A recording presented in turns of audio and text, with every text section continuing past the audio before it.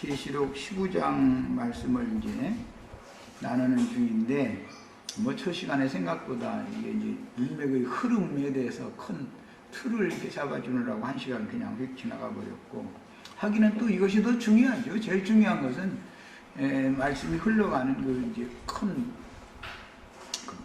틀, 프레임이 이제 내 속에 잘 정리가 되어져 있어야 끌어나가는 말씀을 이해를 할 수 있으니까.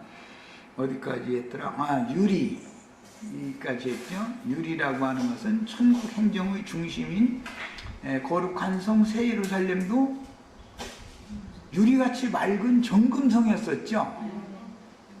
그래서 유리 바다 위에서 유리 건너 저 아래에 있는 바다를 보는 내용이란 말이에요, 지금.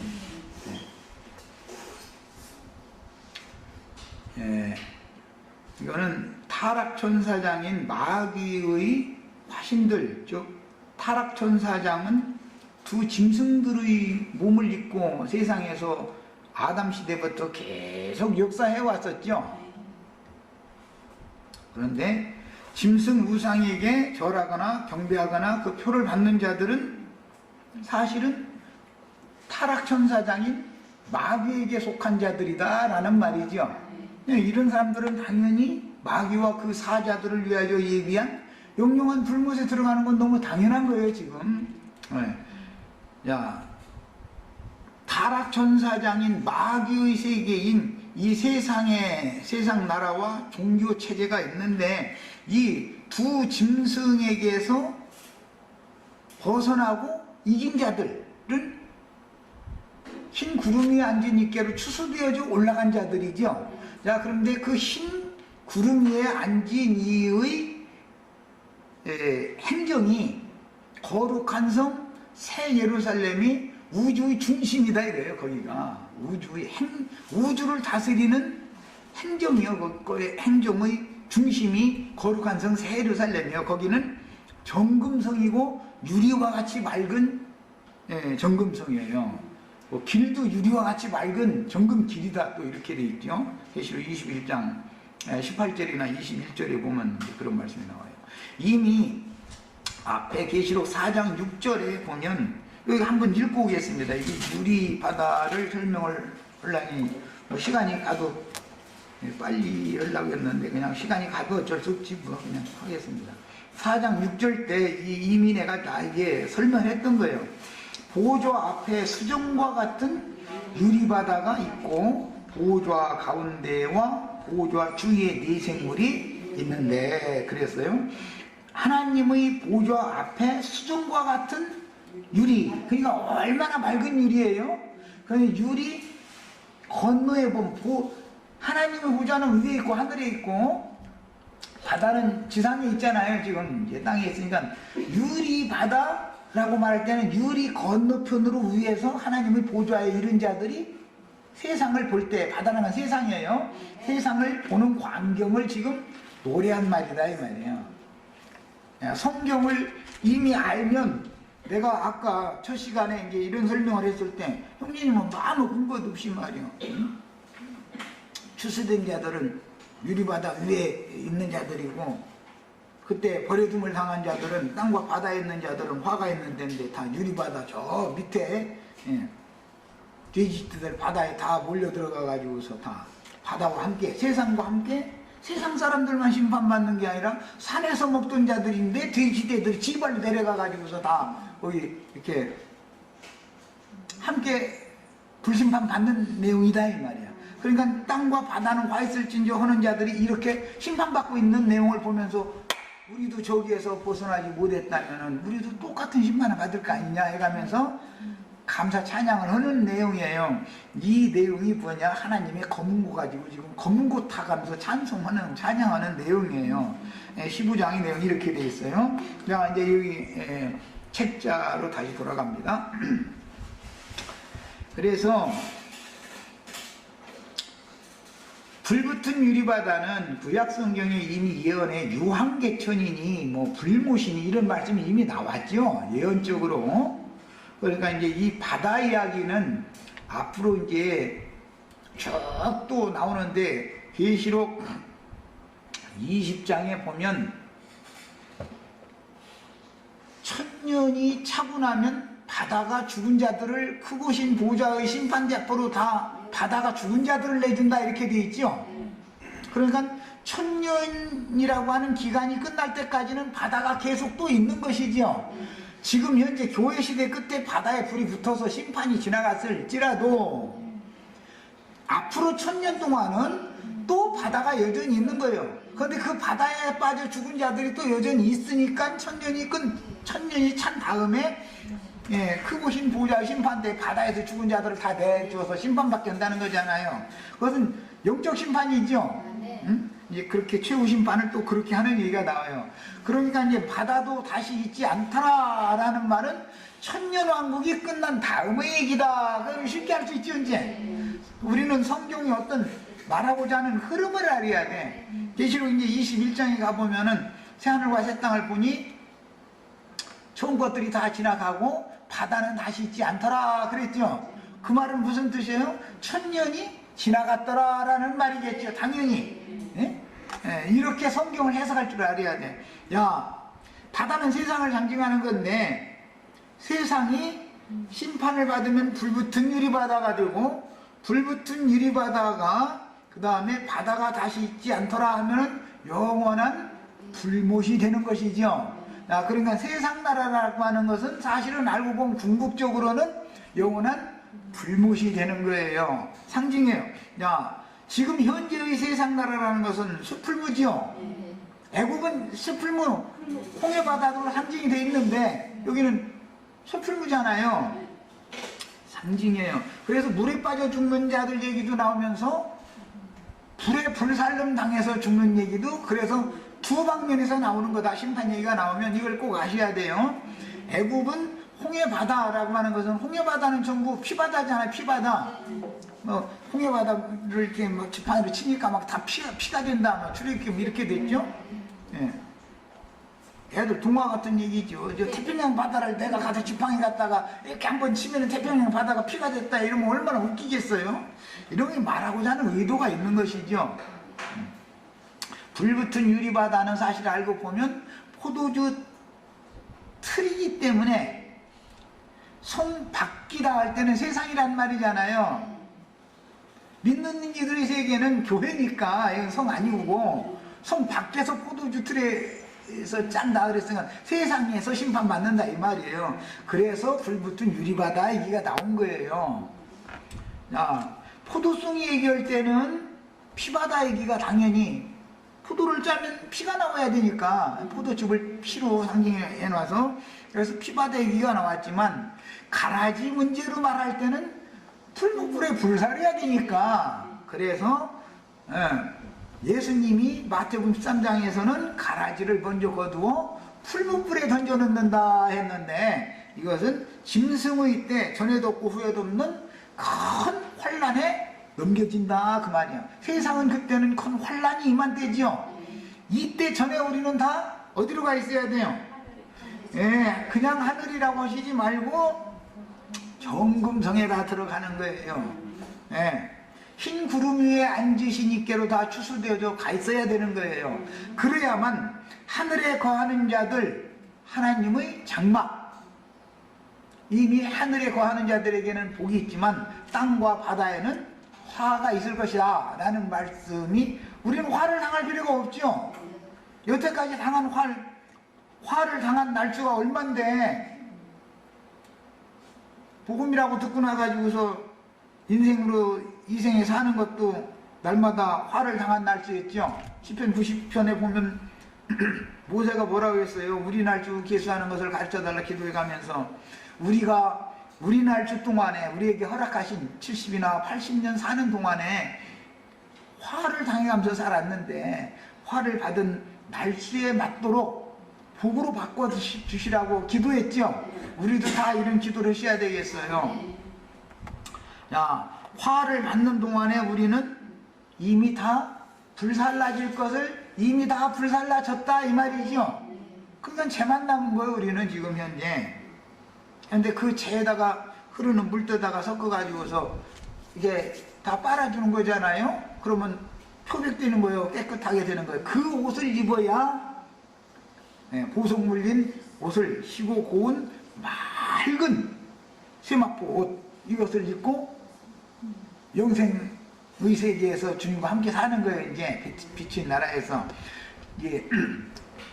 이것이 하나님의 구원이고, 이렇게 구원하시는 하나님의 손길을 이제서 딱 이들이 깨닫고 보니까 너무 기이하고 큰 구원을 받은 거예요. 그래서 지금 하나님의 검은 고를 타가면서 찬양을 하는 거예요. 이게 어린 양의 노래예요. 이게 사람이 찬양 가르쳐 준다는 게 쉬운 게 아니야. 검은 거 타는 거 가르쳐 준 것도 쉬운 것도 아니고, 이게 다. 그 다음에 이제 이 책을 봅니다.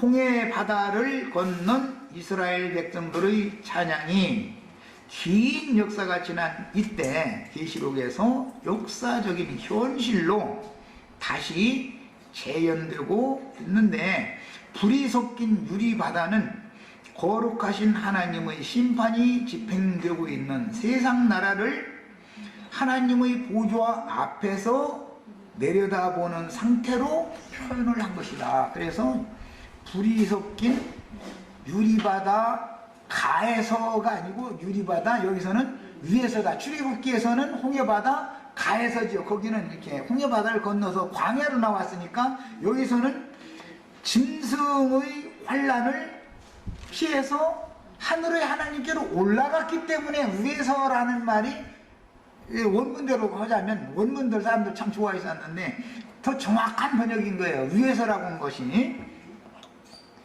자, 그러면 이제 우리는 예표적인 내용을 알아보시기 위하여 출애굽기 15장을 가서 한번 읽어보고 오겠습니다.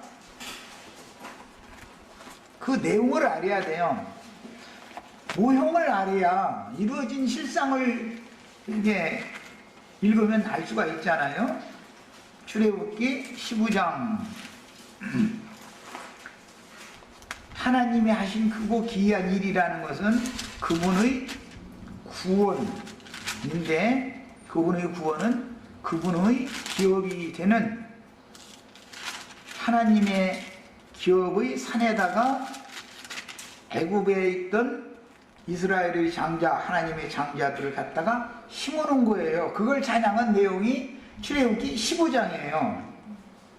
읽습니다. 이때 모세와 이스라엘 자손이 이 노래로 여호와께 노래하니 이르시되, 내가 여호와를 찬송하리니 그는 높고 영화로우시며 말과 그 탄자를 바다에 던지셨음이로다.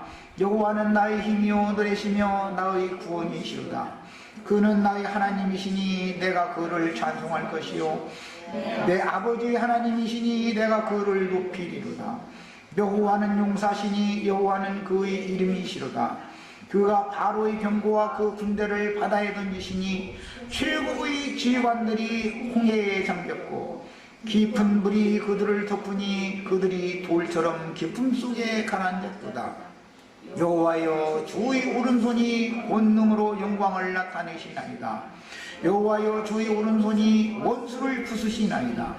주께서 주의 큰 위엄으로 주를 거스리는 자를 엎으시나이다. 주께서 진노를 바라시니 그 진노가 그들을 지푸라기같이 사르니이다. 주의 콧김에 물이 쌓이되 파도가 언덕같이 일어서고 큰 물이 바닷 가운데 옮기나이다. 원수가 말하기를 내가 뒤쫓아 따라잡아 탈취물을 나누리라. 내가 그들로 말미암아 내 욕망을 채우리라. 내가 내 칼을 때리니 내 손이 그들을 멸하리라 하였으나 주께서 바람을 일으키심에 바다가 그들을 덮으니 그들이 거센물에 납같이 잠겼나이다. 여호와여, 신중에 주와 같은 자가 누구니까? 주와 같이 거룩함으로 영광스러우며 찬송할 만한 위엄이 있으며 기이한 일을 행하는 자가 누구니까? 주께서 오른손을 드신즉 땅이 그들을 삼켰나이다.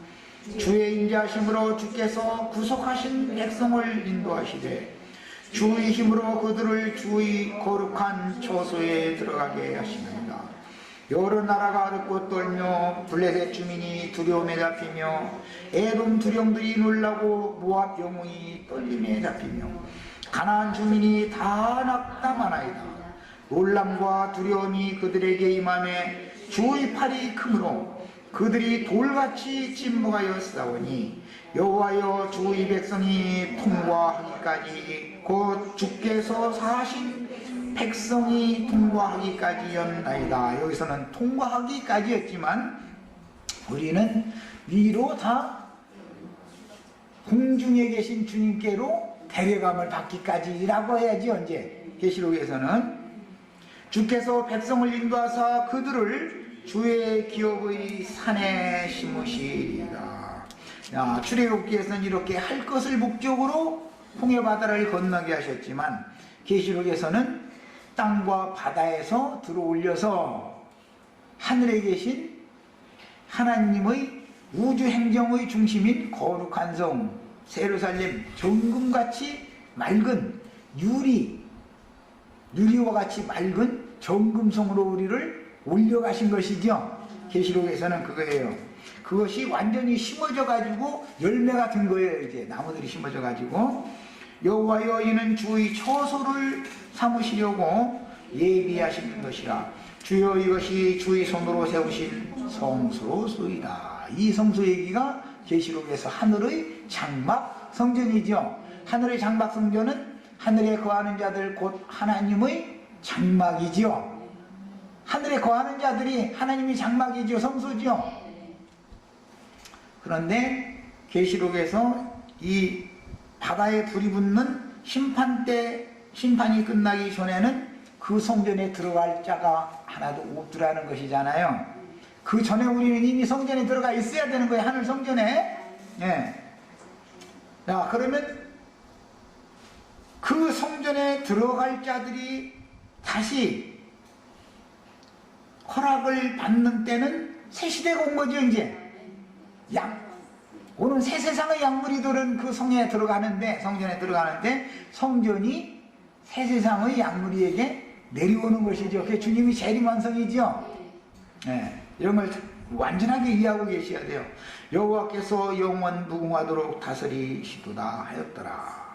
바로의 말과 병거와 마병이 함께 바다에 들어가며 여호와께서 바닷물을 그들 위에 되돌려 흐르게 하셨으나 이스라엘 자손은 바다 가운데서 마른 땅으로 지나간지라. 아론의 부이 선지자 미리암이 손에 소구를 잡으매 모든 여인도 그를 따라 나오며 소구를 잡고 춤추니 미리암이 그들에게 화답하여 이르되 너희는 여호와를 찬송하라. 그는 높고 영화로우시며 말과 그 탄자를 바다에 던지셨음이로다 하였더라. 이렇게 돼 있어요. 자, 그 다음에 이제 모세가 사흘길씩을 인도를 해가는 내용으로 돼 있어요. 자, 이제 계시록 15장 말씀으로 다시 돌아와서 이 강에서 책자를 가지고 더 읽어나가겠습니다. 그러니까 계시록 15장은 하나님의 하늘 성전의 보좌 앞에 유리바다가 있었죠. 이미 4장 6절에 그 말씀이 나왔었어요. 그런데 그 하나님의 보좌는 계시록 21장에서는 유리같이 맑은 정금성이었잖아요. 유리 같은 정금길이었고 유리같이 맑은 정금성이었어요. 그곳에서 우주를 다스리는 것이다 이거예요. 우주를 그곳에서 하나님이. 우리는 그 우주의 만국의 주인이 되시는 주님 앞에 선 내 생물, 우리 형제 자매님들은 내 생물이 되는 건 당연한 일이고 장로들이 다 돼야 되겠어요. 이제 장로들이 그렇게 다 되셔야 되겠어요. 짐승의 우상과 그 이름의 수를 이기고 벗어난 자들은 주의 증인들에게 생명의 양육을 받았던 자들이요 시온산에 선 14만 4천의 흠이 없는 온전하다는 말은 장성하다라는 말인 거예요. 자들로서 공중의 흰 구름 위에 앉아 땅의 모든 익은 곡물들을 추수하신 주님 앞으로 들림받은 영혼들입니다. 이 찬양을 지금 15장의 찬양을 하는 무리는 최후로 불붙은 유리바다를 벗어난 자들이죠. 우리는 이전에 뭐 최후로 하고 싶어도 하나님의 그 경륜에 따라서 최후로 하고 싶을 우리 헤라자매 아들은 이제 이 15장에서 찬송이라도 해야 되는 거예요. 꼭 전도해야 되는 거예요. 아들도 다 해야 되지만 전도를 꼭 해야 되는 거야. 또 이렇게 말하고 갈 때와 시기까지 말해 굉장히 정했다고. 예, 그럴지 모르지만 우리는 계시록 15장에 나오는 이 무리가 되고 싶어도 시대적으로 이게 안 맞아서 할 수가 없어요. 그러나 뭐 다음 세대에서는 능히 이게 뭐 우리가 알 수 없죠. 하나님 시대 경륜을 우리가 어떻게 함부로 정하겠어. 자, 그 다음에 우리는 이제 더 이런 걸 보면서 기도할 것이 있어요. 평안하고 안전한 때, 큰 환란의 때를 연하게 해준다는 말씀을 우리에게 꼭 응하게 해달라고 기도를 해야죠.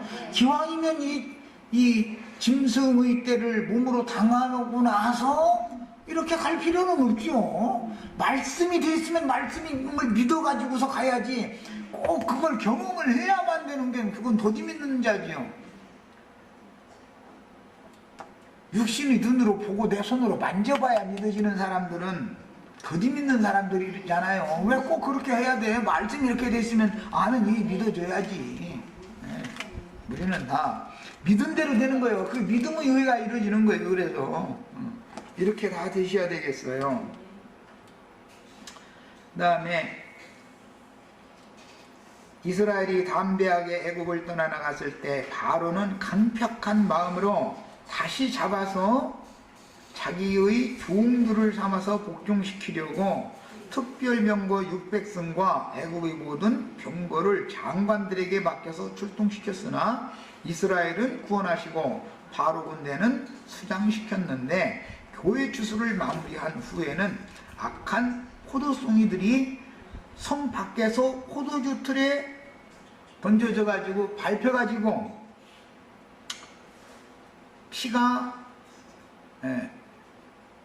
말 굴레 높이를 위해서 뭐 1600 스타디온에까지 퍼져나갔다.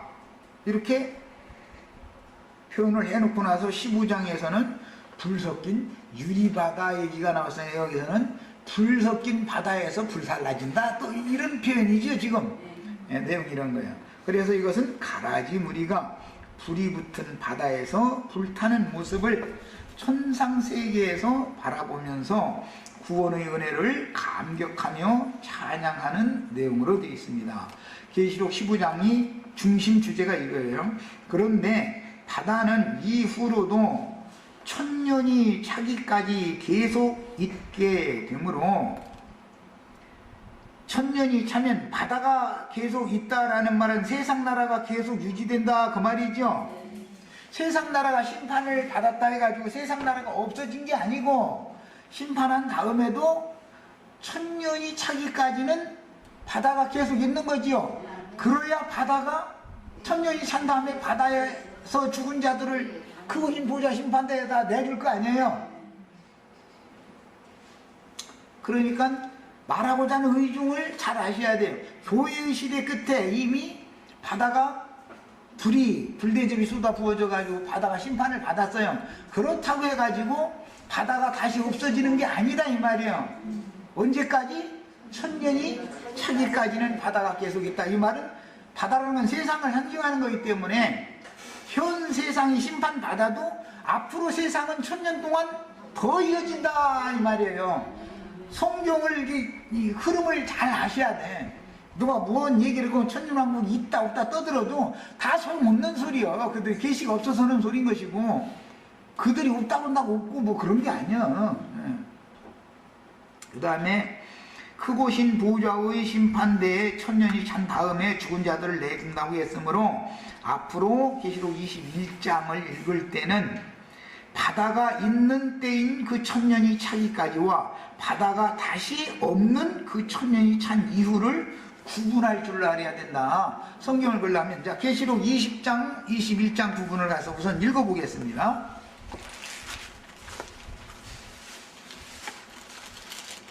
계시록 20장에서 먼저 읽습니다.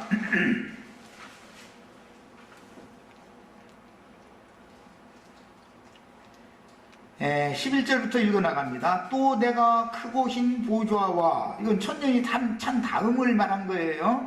그 위에 앉으신 이를 보니 땅과 하늘이 그 앞에서 피하여 간데 없더라. 처음 하늘과 처음 땅은 이때 완전히 이제는 없다. 새 시대가 왔다 이 말이에요. 또 내가 보니 죽은 자들이 큰 자나 작은 자나 그 보좌 앞에 서 있는데 책들이 비어있고 또 다른 책이 비어졌으니 곧 생명책이라. 죽은 자들이 자기 행위를 따라 책들에 기록된 대로 심판을 받으니 바다가 그 가운데서 죽은 자들을 내어주고, 여기에 바다가 또 천년이 찬 다음에 바다 얘기가 또 나왔죠. 그러니까 천년이 차기까지는 바다가 현상세계에 있었다 없었다? 여전히 있었다 이 말이에요.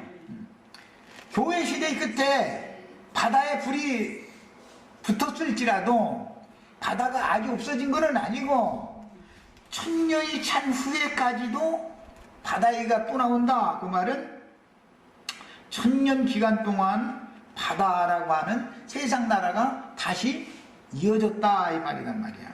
사망건부도 그 가운데서 죽은 자들을 내주매 각 사람이 자기 행위대로 심판을 받고 그랬어요. 그리고 나서 사망과 음부가 최후로 불못에 던져지니 이것은 둘째 사망 곧 불못이라. 누구든지 생명책에 기록되지 못한 자는 불못에 던져지더라.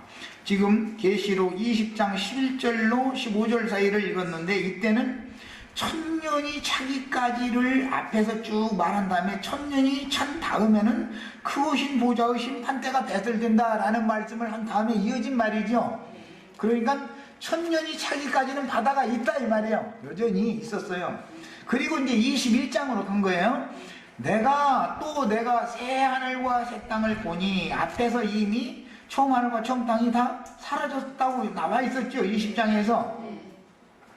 자, 이때 새 하늘과 새 땅을 본 것은 천년이 참 다음을 지금 말한 거단 말이에요. 여기서는 처음 하늘과 처음 땅이 없어졌고 여기서는 바다도 다시 있지 않더라 그랬으니까 이제 천년이 차고 나면 바다는 없다 그 말이단 말이에요. 그리고 나서 또 내가 보매, 여기 이제 또예요. 다른 환경을 얘기하는 거예요. 천년 동안의 새 예루살렘 성 얘기를 하느라고 그러는 거예요.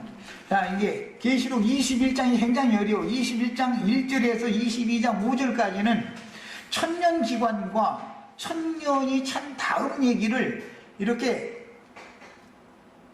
갈마들여라고 그랬는데 성경 이야기로는 소급해서 또 얘기를 하고 또 얘기를 하고 이렇게 하는 거예요. 우리가 지금 교회 시대 중에 있을 때 육신의 몸은 세상 나라에 있죠. 그런데 영적으로는 하늘에 있죠. 야, 이런 문제 때문에 성경의 기록을 자세히 보면 땅의 일을 말하고 있는 건지 하늘의 일을 말하고 있는지 이런 것을 구분해가면서 읽을 줄 알아야 돼요. 이제 계시록 21장 부분에 그때 할 때는 더 수상하겠지만 우선 윤곽을 알고 이게 매우 사람들이 궁금해하는 한국이에요. 21장 1절 시작에서는 또 내가 봄에 해놓고 나서는 처음 하늘과 처음 땅이 없어졌고 바다가 없더라 해놓고 나서 또 내가 봄에 또 볼 때는 소급해서 본다 이 말이에요. 이제는 그것은 뭐예요? 천년 기간을 보는 거예요. 새 예루살렘을 보는 거예요. 신부를. 그리고 저 뒤에 가보면은 아내를 보죠. 이제 또 아내를 또 봄에 아내를 보는 거예요. 이제 그때는. 그래서 신부를 말하는 것과 동시에 아내도 말을 하고 있기 때문에 왔다리 갔다리를 하니까 잘 이게 시대 구분을 해가면서 읽을 줄 알아야 된다 이 말이에요. 이게 성경 읽을 때는 이제 다시 이제 이 책자로 다시 돌아갑니다. 강해서 책자로 돌아가는 거예요. 성경을 읽는 눈이 21장 여기를 아예 읽고 와야 되겠다. 21장 8절을 읽어보겠습니다. 그러나 두려워하는 자들과 믿지 아니하는 자들과 흉악한 자들과 살인자들과 음행하는 자들과 점술가들과 우상숭배자들과 거짓말하는 모든 자들은 불과 유황으로 타는 못에 던져지리니 이것이 둘째 사망이라. 둘째 사망은 20장에서 언제 시작해서 천년이 산 후에 20장에서 그렇게 돼 있죠. 천년이 찬 후에 최후의 크고신 무자 심판대를 거친 다음에 둘째 사망 불못, 사망과 음부도 불못에 던져진다. 그때 최후로 그런다는 거잖아요. 천년이 차기까지는 사망과 음부가 여전히 있다 그 말이죠. 이제 이런 말이다 이거예요. 그렇다 해서 불못이 없느냐? 이미 불못은 교회 시대 끝에도 이미 불못에 던져지지 않은 불못에 다 던져지는 거예요. 그렇지만 시대에 따라서 불못에 들어가는 자들이 각각 다르다라는 걸 알아야 된다. 자, 그래서 여기에서는 두려워하는 자들, 불신자들, 흉악한 자들, 살인자들, 음행하는 자들, 점술가들, 우상숭배자들, 거짓말하는 모든 자들이 불과 유황으로 타는 못에 던져진다 그랬기 때문에 여기서는 최후 심판을 지금 말한 것이다 이거예요. 영원한 불못에 들어간 둘째 사망에 던져진 이 얘기는. 그런데 이제 저 뒤에 계시록 22장 15절을 보겠습니다. 계시록 22장 15절. 개들과 점술가들과 음행하는 자들과 살인자들과 우상숭배자들과 및 거짓말을 좋아하며 지혜는 자마다 다 여기는 성 밖에 있으리라 이렇게 해놨어요. 자, 여기서는 천년왕국을 말한다 이 말이에요. 여기서는 앞에 그러면은 계시록 21장 18절에서는 영원세계를 말해놓고 왜 22장에 가서는 천년왕국을 말하느냐 이래가지고 이제 따질 거예요 사람들이. 누가. 이것은 하나님의 경륜에 따라서 하는 말씀이기 때문에 22장 5절까지는 천년왕국과 영원세계를 오며 가며 양면에서 이렇게 계속 증거를 해나가고 22장 6절에서 22장 21절까지는 교회들을 위하여 격려하느라고 하는 말이에요.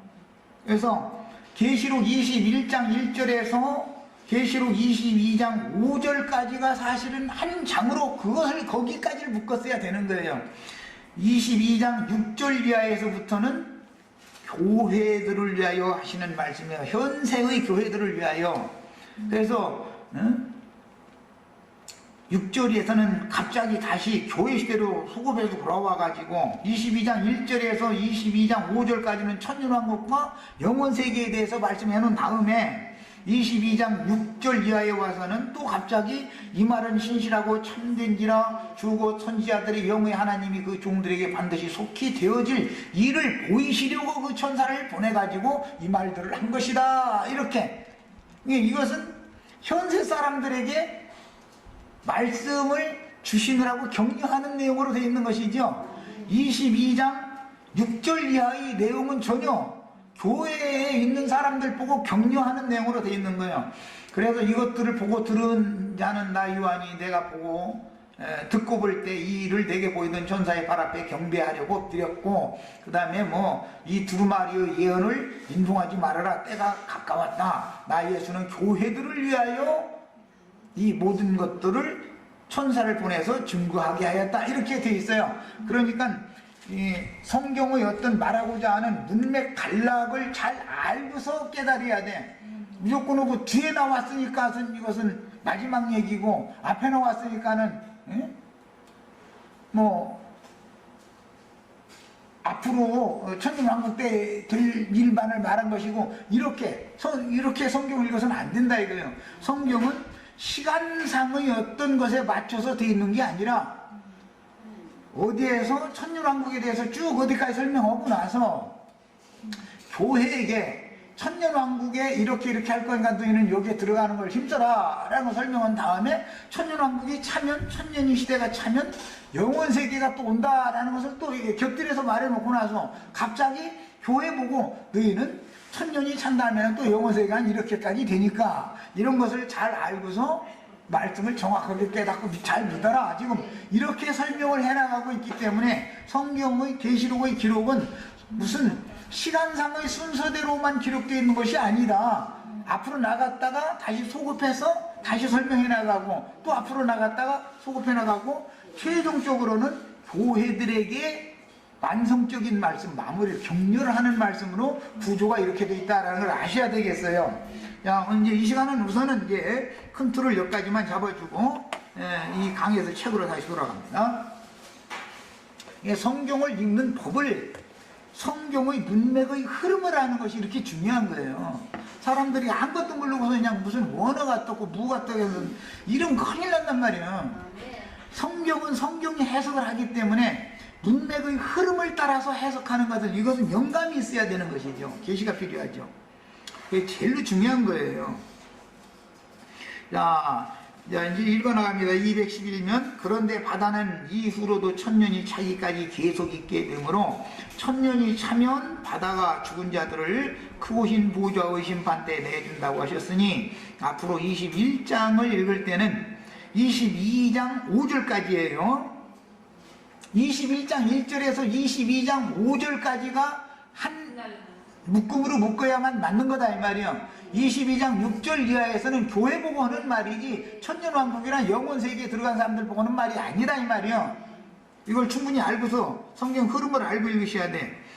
자, 바다가 있는 때인 그 천년이 차기까지와 바다가 다시 없는 그 천년이 찬 이후를 구분하여 새 예루살렘의 신부와, 어디에서는 신부를 보여주지요, 어디에서는 아내를 보여주지요, 어디에서는 새 예루살렘을 보여주죠, 어디에서는 예루살렘을 보여주죠. 21장 이렇게 왔다리 갔다리 하기 때문에 교회는 처녀라고 그러지 신부라고 하지 않죠. 천년왕국은 신부라고 그래요. 영혼세계에 들어가면 아내라고 그래요. 교회, 새 예루살렘, 예루살렘, 처녀, 신부, 아내. 왜 이렇게 구분을 하는지를 잘 시대 구분을 잘 해가면서 읽어야 된다 이거예요. 교회는 뭐라고 부른다고요? 처녀, 열처녀, 처녀라고 불러요 교회는. 이제 16장 때 말씀을 드릴 걸 미리 잠깐만 기왕 말이 나왔으니까, 열처녀 중에 다섯 처녀가 나눠지죠. 앞에 두 여자가 이미 나왔고 두 남자가 나왔죠. 예. 이렇게 해서 두 남자 이야기와 두 여자 이야기가 나오고, 열 처녀가 다섯씩 딱딱 쪼개지는 얘기가 마태복음에 이미 나왔어요. 그런데 다섯 처녀는 등에 불을 켜가지고 기다리고 있다가 그릇에 여분의 기름이 있었기 때문에 문제없이 천국 혼인잔치에 들어갔죠. 그런데 개인적으로 들어갔다 했어요? 함께 들어갔다고 돼 있어요? 그것도 또 물어보니까 모르겠죠 지금. 거기 보면 함께 들어가고 이렇게 돼 있어요. 성경 가르친다는 게 쉽지 않아요. 다섯 처녀가 천국 혼인집에 들어가는데 한 처녀 들어가고 그 다음에 또 한 처녀 들어가고 개인적으로 들어간 게 아니라 다섯 처녀가 함께 들어갔어요. 독단적으로 뭐가 돼가지고 뭐 구원받는다는 소리는 하지도 말라 그래. 그런 말은 있지가 않으니까 성경에. 우리 형제 자매들, 내가 누가 보낸 어떤 사자와 동역해서 어떤 교회로 함께 세워지느냐라는 걸 내가 계속 강조하는 원리를 아셔야 돼요. 예. 함께 들어가는 거예요. 함께 혼인에 들어갈 때 이렇게 돼 있어요. 마태복음 25장 읽어봐. 거기 얼른 가서 그냥 눈치 빠르면 빨리 가서 찾아봐봐. 가 보면 함께 들어갔다고 돼 있지 따로따로 개인적으로 들어갔다고 돼 있지가 않아요. 혼자 신령한 채 절대 의심 안 돼.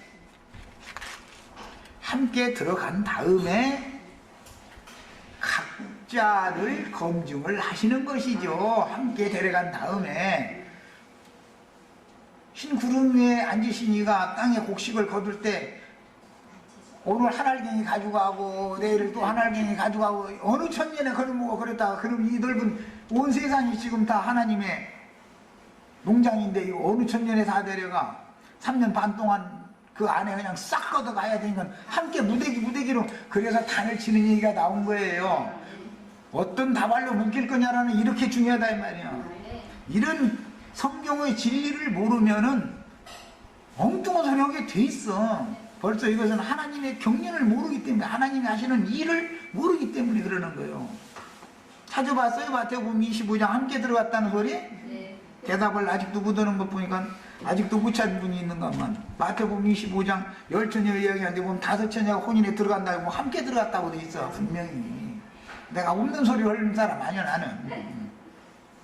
다발로 묶어가지고 데려가는 거예요. 다발로. 자, 뭐 조금 딴 데까지 빠져나갔는데 이제 책자로 다시 돌아옵니다. 신부, 아내, 처녀, 신부, 아내, 교회, 예루살렘, 예루살렘.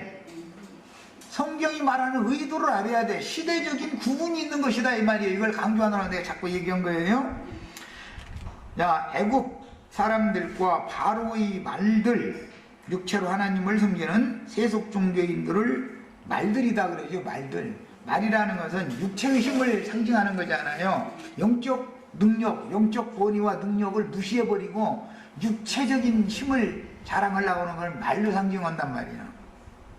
세상에 깡패들이 툭 하면 위통파도 제끼는 거 왜 그러는 거예요? 자기 막 운동해가지고 뭐 알통 나왔다 이거 이제 보여주려고 그러는 거잖아. 위협하려고.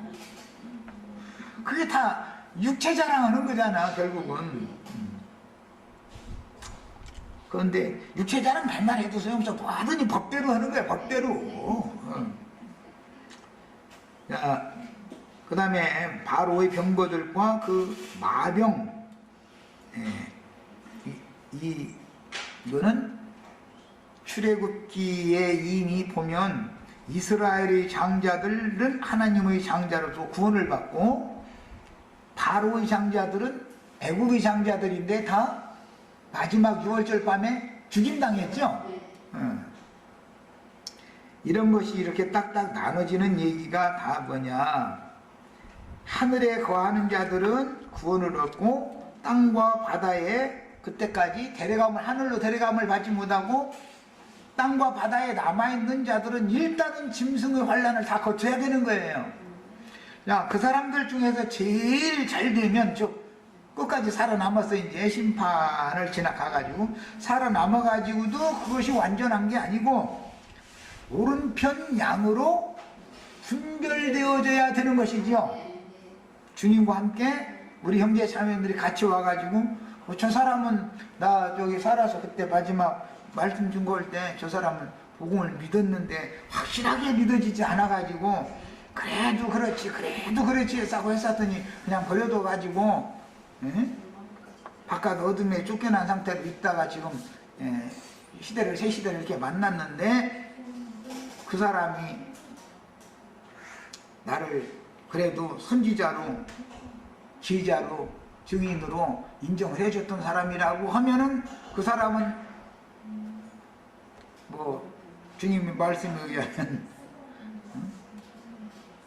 배고프고 목마를 때 줄이고 목마를 때 먹을 것 마실 것을 주었고 뭐 헐벗고 목에 갇힐 때 뭐 돌아보아 주었고 뭐 흠옷이라도 이렇게 좀 입혀주고 그랬던 모양이지만 이제 그런 사람은 우리 형제 자매님들이 이제 그 영혼을 살리고 죽이는 건 형제 자매님들이 결정하는 거예요. 이제 예수님이 다 한다고 돼 있지만 그렇게 돼 있지가 않아요.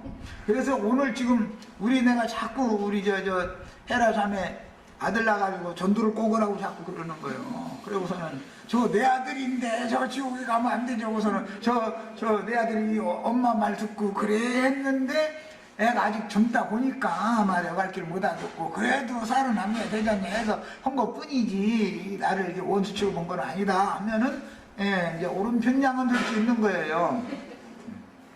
어쨌든 우리가 현재 오른편 양들인 것처럼 오른편 양이 고쳐져야 육신의 장막을 벗고 영혼 세계에 완전한 세계에 들어가니까 일단은 세상에 생존하는 동안은 어린 양의 피로 빤 옷을 입은 자들만 들어가도록 허락한 하늘에서 내려온 거룩한 성 예루살렘 신의 성에 들어가는 권세는 이 땅에 살아있으면 어디야 되는 거잖아요. 일단은. 그런데 거기에 다 예수님 혼자 한다 그게 아니라는 거예요. 우리 형제 자매님들이 전도를 그래도 부지런히 여셔야 돼. 자, 이제 더 읽어나갑니다. 생지옥이든 바다 세상에 살아남아서 현세는 지금 우리는 이 애굽이라고 하는 풀무풀 생지옥에 살아있지 우리가 살아있는 동안 여기 세상 나라 어차피 지옥이지요. 세상 나라는 건 여기 지옥이요 지금 현재가. 예. 그런데 영원 세계에 가서도 세상은 여전히 지옥이다 이 말이에요. 영적인 지옥이 완전히 되는 거예요. 생지옥이든 바다 세상에 살아남아서 짐승들의 핍박을 견디며 진리의 말씀으로 생명의 양육을 받던 그때 견디기 어려운 모든 시험들을 인내로 견디며 이기게 하시고 이것은 이미 14장에서 성도들의 인내가 여기 있나니 이미 나왔죠. 맨 나중까지 견디는 자는 구원을 얻으리라 예수님 예언이 이렇게 이루어진 거예요. 짐승이 아무리 박해를 해도 진리의 신앙을 지키기 위해서 짐승 우상이 앞에 가서 절하고 짐승표를 받아 마시면서 먹고 마시면서 할렐루야 아멘하고 나자빠지고 이렇게는 않을지라도 그래도 세상 예배당에도 구원이 있잖아 자꾸 이렇게 하면 안 된다 이거예요. 응? 그 양다리를 건치는 신앙이 뭐예요? 가늠하는 신앙이잖아. 이런 것을 이해를 하셔야 되겠어요. 그래서 마침내 불로 심판하신 어둠의 세상에서 이제 완전히 벗어나 주님 앞에서 하나님의 검은고로 구원의 감격을 노래하게 한다는 것은 오직 전능자만 행하실 수 있고 그것도 기이한 일이기 때문에 사람의 말로 그 감격을 완전하게 다 표현하기는 어렵습니다. 자, 여기까지 하겠습니다.